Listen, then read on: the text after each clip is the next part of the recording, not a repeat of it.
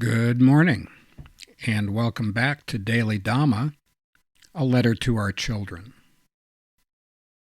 Today is March 5th, and our reading is The Buddha and the Poisoned Arrow.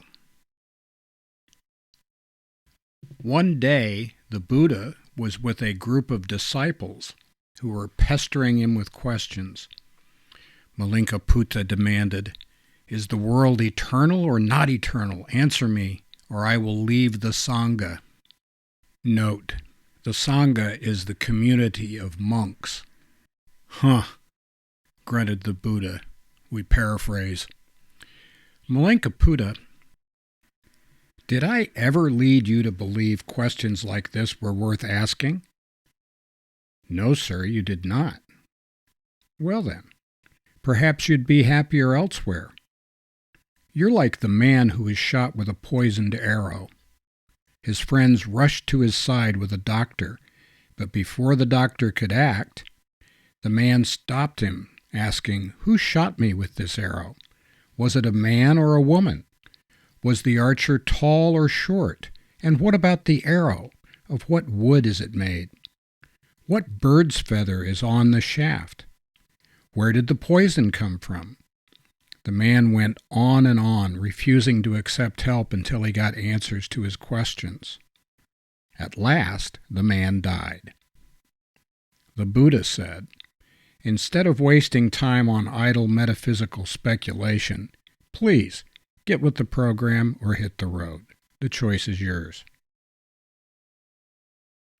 We've often got the answer right in front of us. But rather than open our eyes, we piddle-fart around with stuff that has nothing to do with what's important. There is suffering. It's caused by attachment. It stops when we stop clinging. And the way to do that is the Eightfold Path.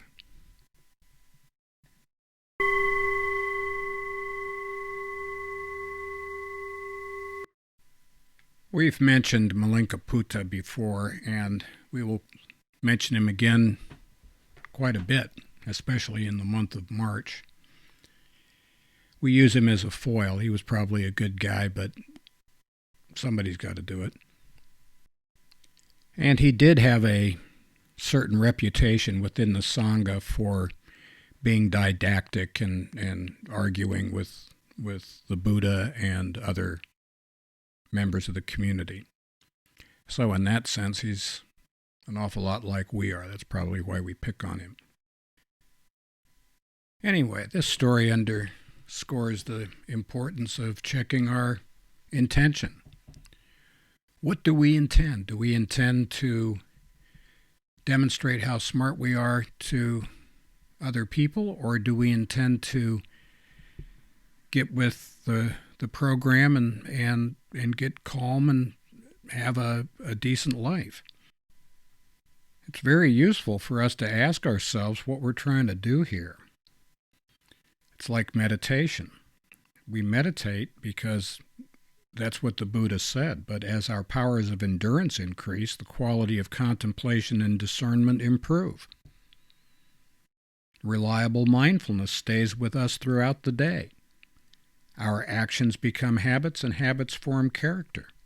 And like that.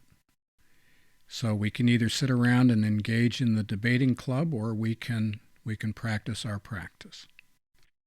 The Buddha and Ajahn Chah and other enlightened folk pointed out over and over again that just having the information is not sufficient.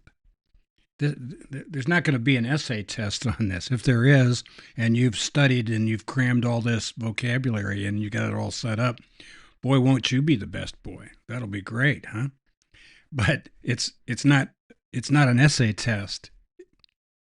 It all comes down to whether or not you put these things into practice. We put these things into practice in our lives. If we do, great. If we don't, doesn't matter how much we know.